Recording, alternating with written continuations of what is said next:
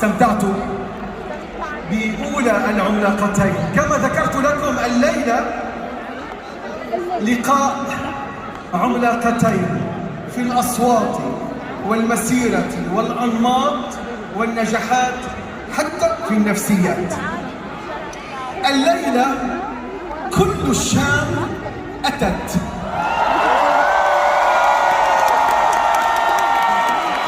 الليلة كل الشام أتت، وشامها هي أيضا أتت إليكم أنتم الجاليات العربية، وأنتم تهتفون باسمها وبصوتها وبنجاحاتها.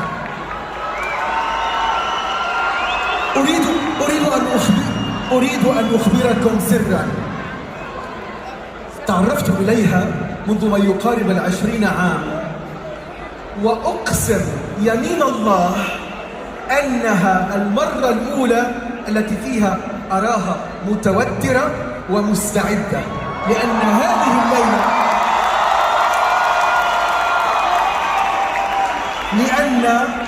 الليلة بالنسبة لها غير ليلة فيها أيقونة الشرق العربي ستصدح بإعصار هتاتها. الليلة ستغني لكم الماضي والحاضر،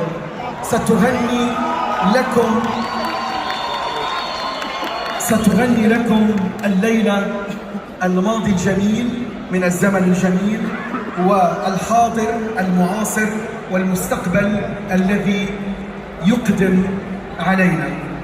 صول العرب هي صول العرب. ستبدع الليلة في محاورتكم غناء وشجنا وتفاعلا وإحساسا. إنها كبيرة وقديرة ومحبوبة ومبدعة. أينما أطلت كيفما حاورت وتحاورت وصرحت وغنت وبصمت.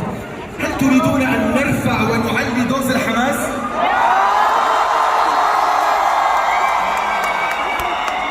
هل نرفع هرمون البهجة والسعادة أكثر؟